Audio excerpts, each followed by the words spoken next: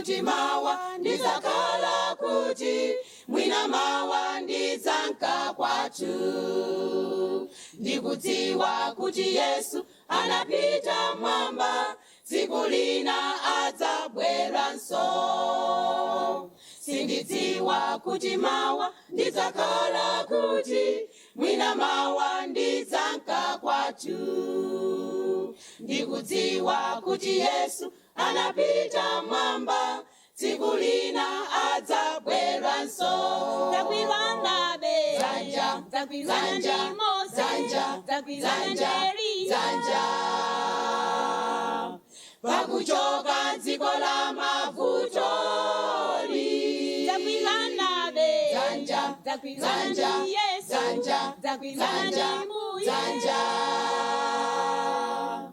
Kunkakomwe sitidzalira, Takwilana be zanja, takwilana ndi zanja, Mose, zanja, takwilana ndi zanja, Eliya. zanja. Pakuchoka dziko la mavutoli, Takwilana be zanja, takwilana ndi zanja, Yesu, zanja, takwilana ndi zanja, Mbuye. zanja. Kunkakomwe sitidzalira.